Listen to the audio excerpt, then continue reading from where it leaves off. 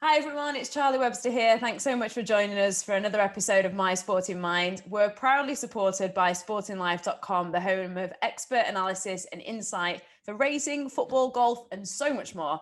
I'm really excited to welcome Team GB's Taekwondo star, Olympic medalist, and three-time world champion, Bianca Walkden. Bianca, big round of applause. I love it how you clapped as well. You're the only person that's ever clapped with me, so thank you. I clap for myself. So. I know, I love a good clap as well. Bianca, you're somebody that I've followed. I'm a big fan of combat sports, so I've kind of followed your career for quite a long time. How's training been going at the moment? Because I know you've converted your garage. I've been following some of your... To be honest, it has been a little bit difficult when we wasn't able to train in the gym, especially for the first lockdown. And we transformed the garage into basically a full-on UFC Taekwondo ring, like a small version. And I think at first it was all exciting. It was good to train at home. It was nice to do something different because we're always in the gym every day. So a little bit more of a different surrounding. But then after a while, it's quite like the coach isn't there, so you don't really have to push that much, or is the Olympics going ahead or anything like that. So them little things come in after, and it's been quite difficult in that way to stay motivated. But I've been so lucky that I could still train. I've still got training partners to train and everything. So I've just been lucky that I've been able to train with Jay Jones, my roommate, double Olympic champion, and my boyfriend was locked down as well, Aaron Cook, and I think like we had the best of a bad situation, so we couldn't complain, but it hasn't been the easiest at times as well. How do you deal with, you've got Jade and you've got Aaron, who you mentioned both of them there. Is it a really great thing because you get that support because you're all the same sport and you can train with each other? But sometimes is it difficult because you're surrounded by Taekwondo all the time and there's not that space? I think in the moment that we're in now, because we're waiting for the Olympics, it's been helpful because we're in it together. So we're on this journey waiting to see what's over the hill to come out. And I think like that's what's been good because we've had support, so we know we're all going through it together. Where I think if it was just us, it'd be easier to go, oh, I don't want to train today because one of us do want to train, so it would just be like, oh, I'll just leave it off. So it's been really good to, I think, without us knowing, to be good together and push each other, like without us even subconsciously knowing that we're doing that. And then I think we'd never really overstepped the mark of talking about too much Taekwondo. So once training's done and everything, we stop, and then we're friends at the end of the day. So we're good to like, we were lucky enough to just be in lockdown with our friends and like quarantine that way. So I think we've had the best of, like I said before, the best of both worlds, but it's never easy no matter what. Yeah, I can imagine it helps motivate you actually, because even I've been like virtual running with a friend, and if I can't be bothered to go, knowing that they're going and I've said that I'm going to go, I better go. You don't want to let them down, so you think, if it's just me, then it won't be matter. But if it's the others two with you, then you're like, you're letting the side down. So it is, I think definitely if you've got someone with you, it definitely helps. And how have you dealt with the uncertainty and the shifting of goalposts? At first I was absolutely devastated. Like I didn't really know what to do. Like I was like, well, what's the point training at all? Like there's no point. I've done this for my whole life to come up for this moment again, and it's been postponed, and we don't really know if it was going to get cancelled or not at the time. So I think like at first we were just heartbreaking and thought like, what's the point? But I think now that it's come on, and the way like the new normal is horrible to say, I think like it's been a little bit more like fingers crossed for the next one, because now we've got another goal. And I think like if anything happened now, I think it would be even worse than the first time, because we've done it once, and then doing it again it would be just even worse. So I think it's been difficult at times, but you've just got to try and be like, it's still on, you've got to keep going, because if you don't think that someone else will go out and train harder and get the Olympic goal that we want. And I think that's the only thing keeping me going. If I don't do it, someone else will. So just make sure you're ready all the time to go for it. And for you, how do you feel about that Olympic gold? Because you're so decorated. It's crazy. You've won so many medals, but the Olympic gold is the one Yeah, that's like the missing. Is last it kind thing of like I a bit of a need. bugbear? Yeah, it's like the last thing I need. And like I was happy with my bronze, but not really. Like it's not the colour I want. I want to put it away, give it in, and hopefully come back with a gold. Now literally I've finished the whole set, and I think like I don't know, words wouldn't describe it, because that's all I need left. It's like just something I'm trying to grab for the last moment, and fingers crossed it all goes ahead and I die trying for it. So You know, you said, "Oh yeah, I was pleased with the bronze, but it wasn't what I wanted." You didn't look very pleased. no, I wasn't. You looked absolutely good. I went out. I remember finishing off, and I was just like, "Oh, what's the point? Like, don't want to do this now." Like, I already had one goal in mind, and it was gold. And my coach was like, "You can't think like that. It's a massive achievement, and you've got to turn that bronze now that you want to go out and fight for into your new gold medal." And it was horrible to take at the time. And I remember walking out like a spoiled brat, really. Like, I don't want to be, don't really want to fight. And then I just, up until that point, I didn't really want to go for it. And then I remember walking out to the crowd, and I see me family in the corner. And normally, like, I don't see them all the time in competitions, but I see my little brother. He's not that little, but he's younger than me. And I just seen him. He looked at me and was like, "Come on, like fight for it." And I thought, God, if I don't do it now, then what was the point of them coming or watch me, or what's the point of me showing what I've trained for all this time? And I'll never forget that look on his face, because honestly, I've never fought so much for something after. And then once I knew I had the lead, I was just a bit like, "Oh, I've done it, thank you." And then deep down, I am made up that I did go for it, I did fight for it, and I've come away with a shiny bronze medal. So, Do you think you put like almost too much expectation on yourself sometimes, because it's like win or nothing? no. Yeah, I think like it's sometimes I need to stop and be like, "Bianca, you've done fantastic." Like, I don't think I have until I have finished what I want to do. And I think like that's hard as an athlete, but at the same time, it's something that drives me to make me become what I want to be and the best at that time. So I think like with pressure, I'll always have pressure myself, because I put it on myself to win gold all the time, and no matter what. Or I've won gold and I didn't even like the way I fought, or I was not very happy that someone got more than 1 point on me, or something like that. Where sometimes it can be quite a bad thing as well. But I think like I've got to have the balance of remembering like sport is sport. It's the roll of a dice, like anything can happen, and that's why it's entertaining. So I've just got to give my best and hope that I can come out and get the gold on the dice, fingers crossed. How much have you learned from that experience now, looking back?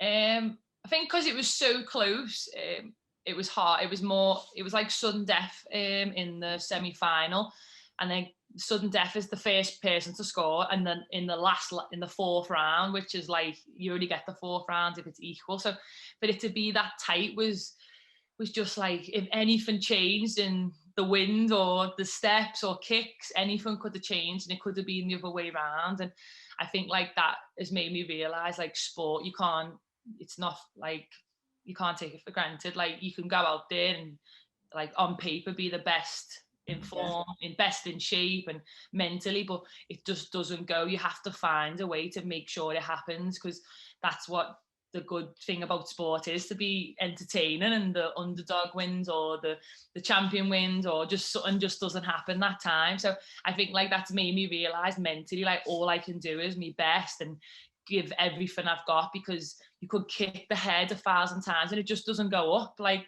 for that day, or the referee says this or anything. So I think if anything, mentally it's made me realize like nothing's for granted, and you've got to go out there and just give everything you've got, and hopefully and fingers crossed you do your best. That's what you can do.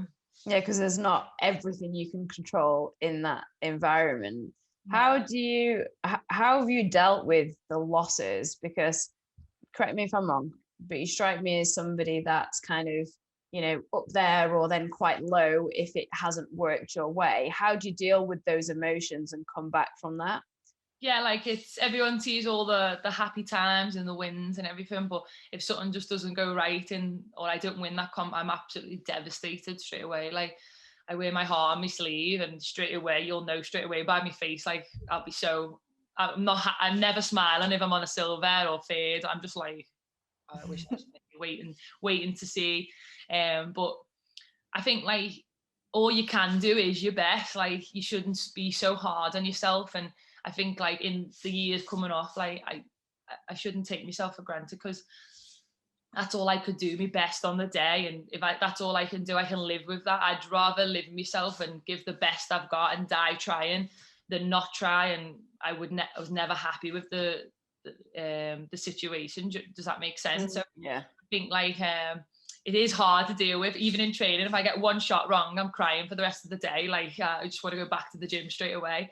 But it is very hard to balance. But I've always got to remember and put myself back, and to be like, no, all you can do is your best, because it's life at the end of the day, and I've got to be happy. So if I do my best and give, fingers crossed, my best as the goals, I'll be more happy with that. Yeah, because you use that phrase like die trying quite a lot. Where's that drive come from then? To be fair, it's mainly from my dad.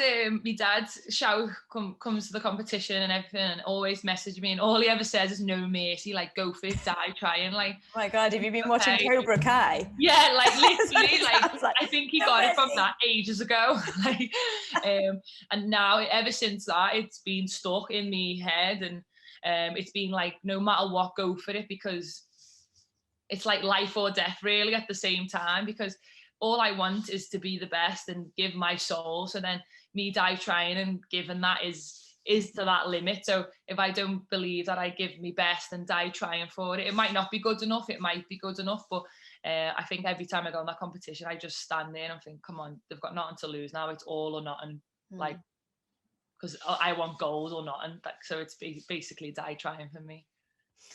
What does confidence mean to you? Confidence to me is believing in yourself. Like, it's not about like walking out with your head like walk the walk, talk the talk or not. And it's about believing in myself and believing in yourself to be what you want to be. You can do whatever you want in life, and I believe that generally, like if someone says you can't, ignore them. You give your best and believe in yourself that you can put the hard work and you can do whatever you want. And I think that's true confidence, like in believing in yourself and being confident in what I want to do in my life and myself. And obviously it does come out more with body language or speaking or talking or walking, anything. But deep down, it has to start from inside. You have to truly have confidence in yourself inside to make it shine out through. Because I've heard you talk a lot about confidence, and I can imagine that's so incredibly important in your competition. You know, never mind the physicality. If you don't believe in yourself, then you know you get a disadvantage before you've even done anything physically.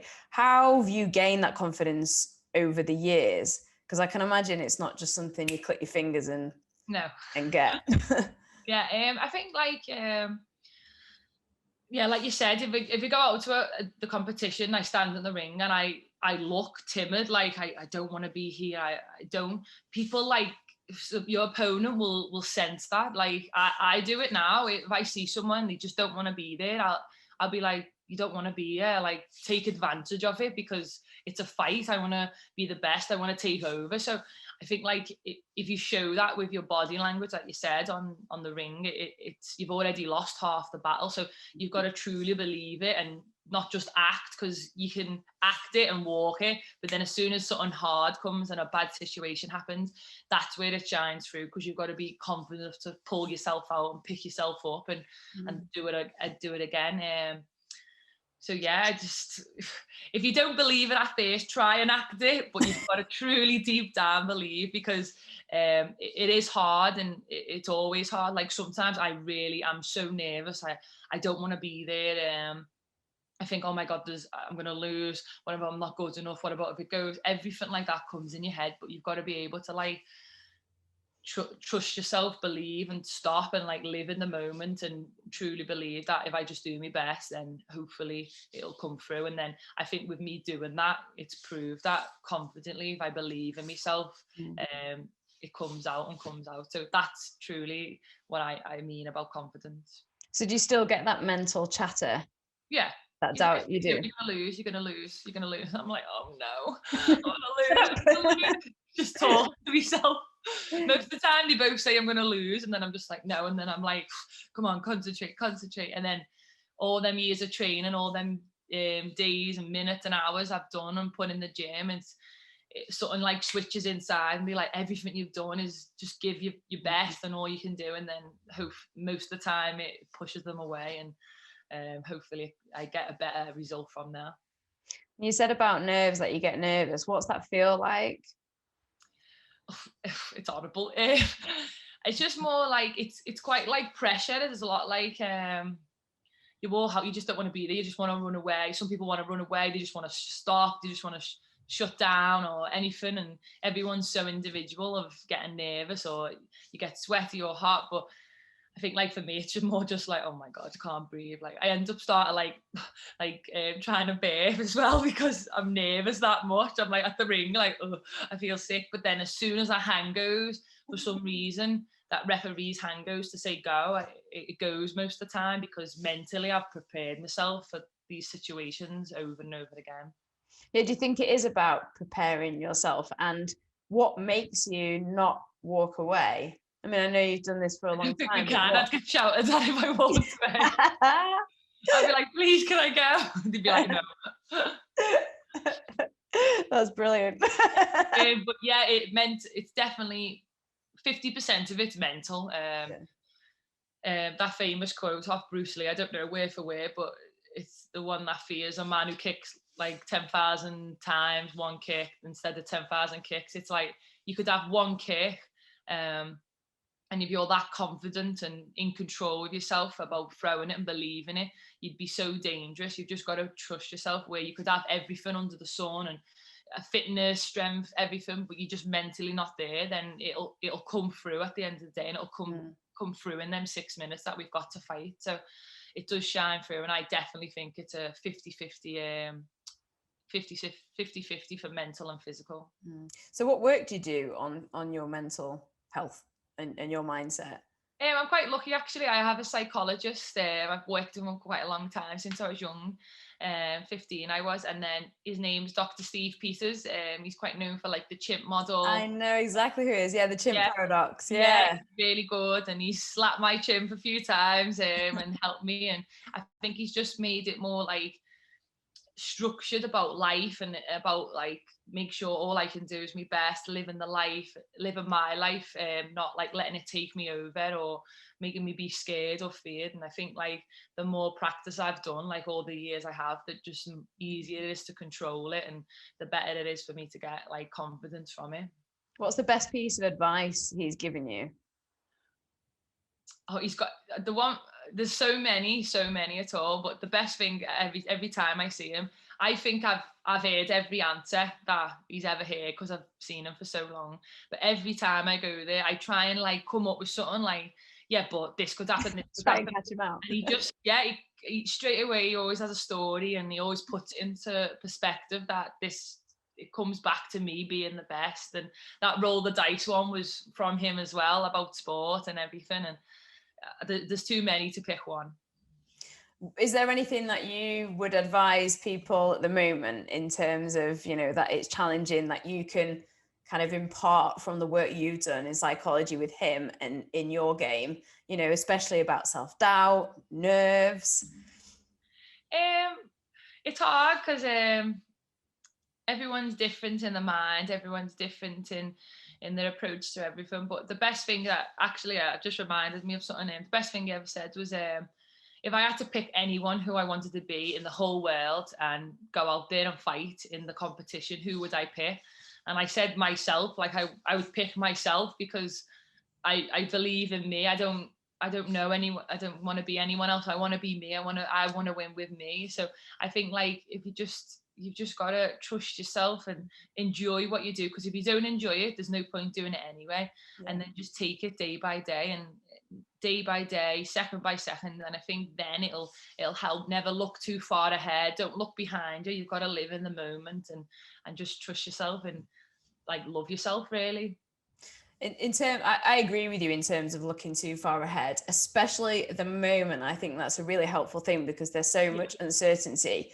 How are you kind of using that at the moment when you're training for something that's your goal, right? That if that's not there, then then that's kind of like everything that you've done doesn't matter.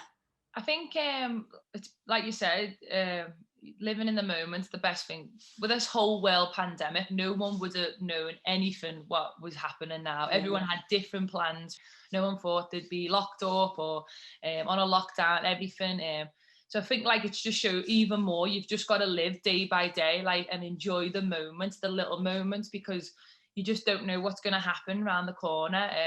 Hopefully it all ends up before the summer, but it probably won't. So you can't like look too far ahead and stress yourself out with like getting anxious about what's going to happen or what's going to happen. All you can do is like live in the moment and enjoy each one second by second, and I think that'll make you enjoy it more, and it'll pass quicker because you're enjoying the moment, not just worrying about the future.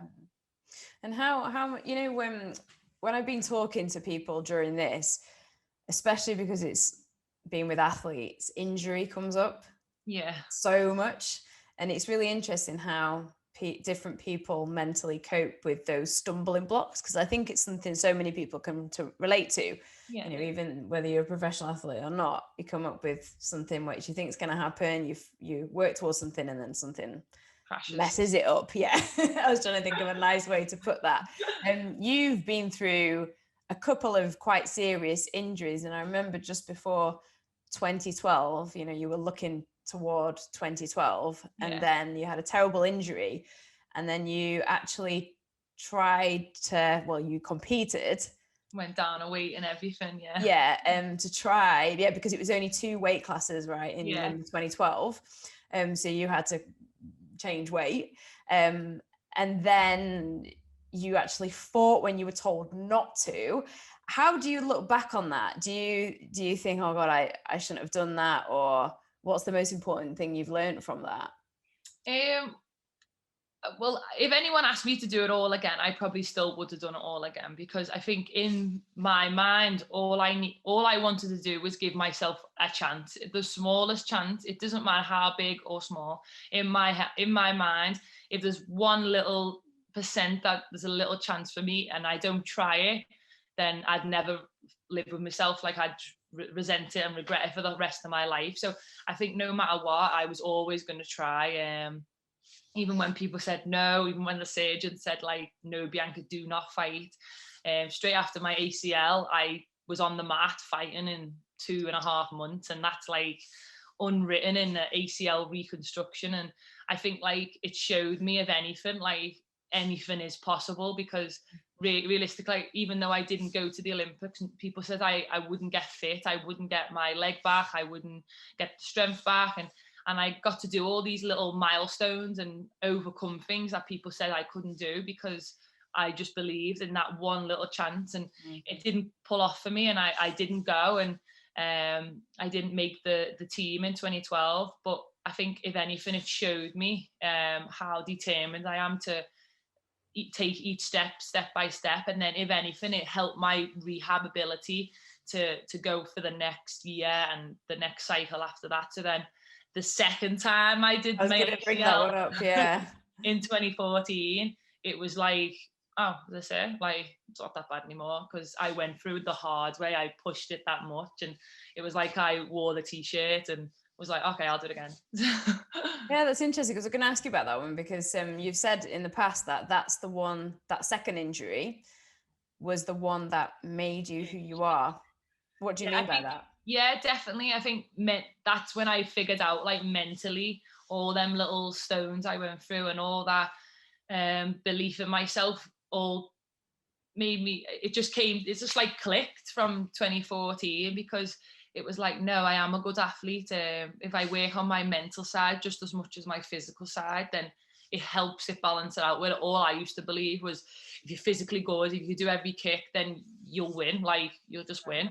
But it doesn't work like that. I ended up looking at the chimp model more and my psychology more, and like piecing them together. And after that, like I became more of a better athlete because I focused on the things that I needed to be the best version of me, and instead of trying to tick every box that I could do. So I think that truly did help me become a better athlete and the person I am today from that second injury. Is there anything that you do, not in the wider context, but in a smaller context, when you're to pick yourself up when you're feeling low? You know, I know you talked about the chimp paradox, but is there anything particular that you go, you know, something, right, okay, I'm feeling like this, I'm going to do this? Yeah, if I get like nervous or anything, or I just don't like something going on, or I'm too stressed in everyday life, it's good to like write it out and write it down on a piece of paper, because you've got all these thoughts in your head flying around, trying to take over your mind. And I think for me, I like write them all out on a piece of paper, no matter how silly they are.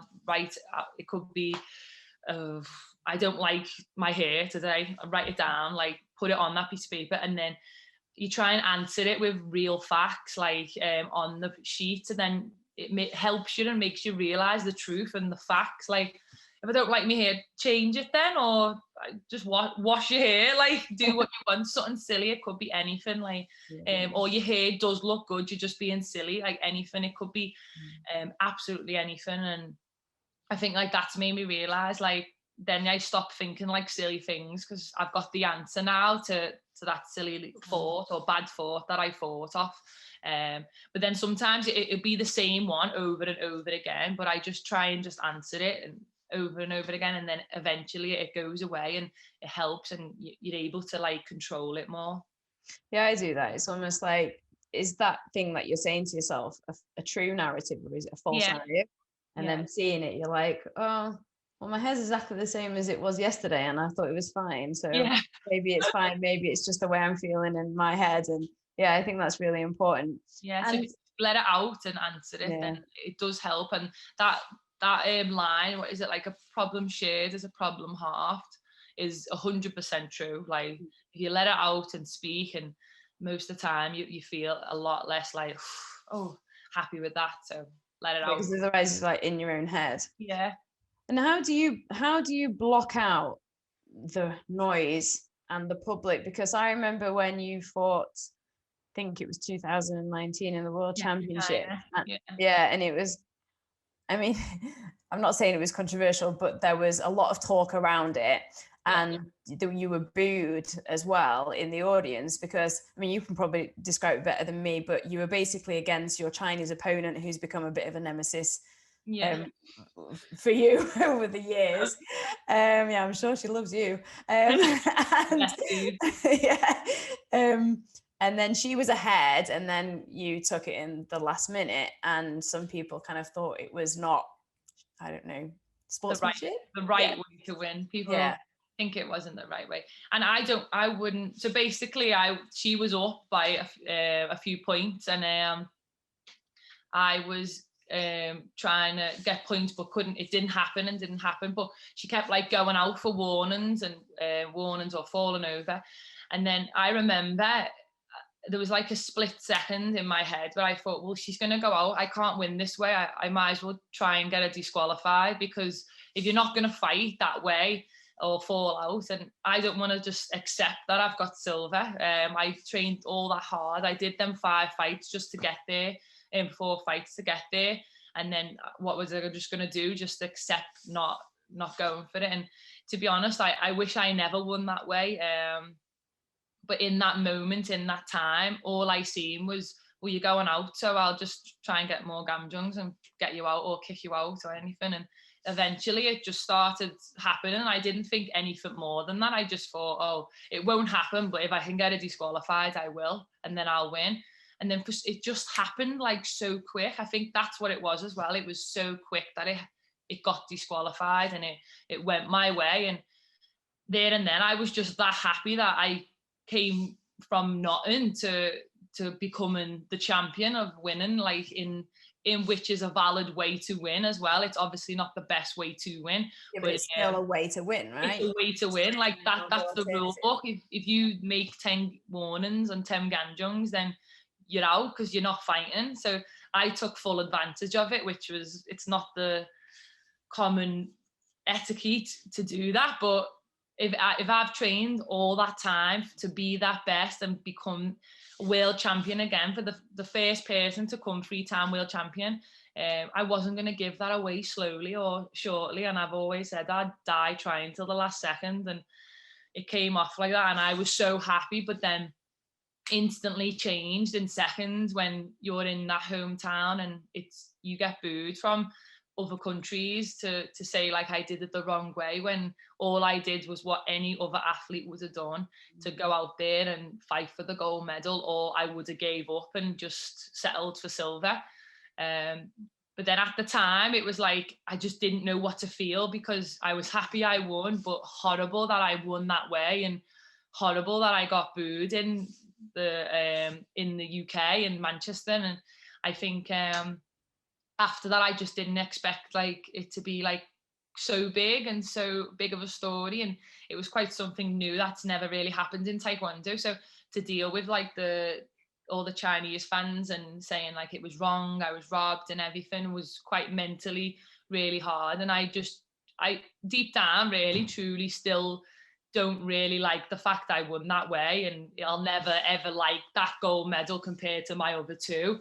But looking back, I would do it all again, because I am a fighter and an athlete, and I would give everything to win. So I think like it's hard because it's never sunshine and rainbows. It's no one's ever gonna be perfect, but all I've got to do is the best I can do, and I did that, and it came off quite like ifs and buts. So it's quite hard, but I'm still 3-time world champion. I can't complain. Like, yeah, I know. I was gonna say, I was interested whether it affected you or it played on your mind, because I think no matter how mentally tough you are, it's hard, isn't it, when there's that outside conversation. But like you said, like mentally tough. Like I seem like dead loud and confident.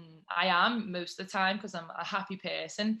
But after the competition, I went to like a seminar in Italy, and there was like loads of kids, and they all look up to me and Aaron, and we went to a seminar to help, and we just finished like this 3-day seminar, and one kid was asked about how did I feel about the boos, and I just remember I just sat there and like paused for like a minute, looked at him and burst out crying, and they were just like, whoa, like I'm so sorry. And I was like that's what it is though. That's what it, I think it was the first time I let it out to everyone. And then the sensei that was with us was like, but she's still 3-time world champion, kids, you should look at it. And then I was just like, it was nice to let it out to the world to see, instead of crying behind like doors and stuff. So yeah, it is hard, and it'll probably never go away, but it's just part of life. I suppose you've got to feel safe, right, to let that emotion out, and that must be sometimes difficult in the public to be able to let that emotion out. Yeah, because there was never a right or wrong. Like I was dying to go and say something online, but it was like, what's the point? Because it'll just be fighting people to opinions. What's something that's happened? It's not my fault that I disqualified you because you did stuff wrong. It's just I wish, if anything, I won a better way. I wish I won by knockout. I wish I won by some flying side kick, but I didn't. I took my chance and went after my gold medal. And I think like the way she reacted wasn't the best. She kind of like, for people that don't remember, it kind of was like lying on the floor when you were stood on the podium, right? Yeah, so it like played on it more, so then it made it more and escalated and everything. And I just think it was like, at the time, like not right, and I don't think it'll ever be the same. But if I went back, I'd probably still do the whole thing again. So let's look forward then. But it was really, I'll probably see it in the Olympic final anyway, so bring it on. So do you think that'll be you and her? Probably, yeah. There is a lot of good people in that weight, and we'll both have to get through some really good opponents like Serbia, Korea, Mexico, everything like that on the way. But if it's the Olympic final, it'll probably be written. So bring it on. Do you kind of want that? Yeah, I'd love it. I'd absolutely love it. Yeah. Do you visualize what the It'd fight be to win, to go out there and win that way and take that title off her, because she's former Olympic champion. I mean, current Olympic champion. So to go out there and win that on the stage and take it from her would be the one. Do you visualize what that would look like? Is that important to do? Yeah, and I'm like in my mind, I'm like cheering, I'm like, yeah. Like most of the time I see it, but sometimes I do visualize how the fight was going and everything. So we'll see what happens. Well, good luck. Thank you. I can't wait to watch it. I really think that's the case. It's been like absolutely brilliant speaking to you. Oh, you're a massive Liverpool fan as well, aren't you? Yeah, I am. Yeah. All right, we won't mention that. Don't worry, I'm a Sheffield United fan, so oh, are you? Yeah. So let's not talk about football. Thank you so much. It's been great. I know that you're about to teach some young kids, aren't you? Yeah, on an online Zoom. So yeah. What's your just finally before you go, and then before you know, because I know you're about to go and teach the kids. Okay, don't worry, yeah. What would you say to any young person? No matter what you do in life, make sure you enjoy it and be happy, because you've got to do it every day of your life. And no matter how far you want to go, but just give hard work, believe in yourself, and you can achieve absolutely anything. Yes. Thank you very much. Thanks so much, and best of luck. And don't forget to check out our other episodes. I hope you've enjoyed listening to Bianca, and of course our YouTube channel. Loads of great chats for you to enjoy. And remember to visit sportinglive.com. Expert insight, passionate opinion, and in-depth analysis for the sports you love, all for free. Thanks again for listening, and we'll speak again soon. And thank you so much, Bianca. Oh, thanks for having me. It was a pleasure. Thank you. You've got Queen on your thing. You are the Queen. And good luck. Thank you. Thank you.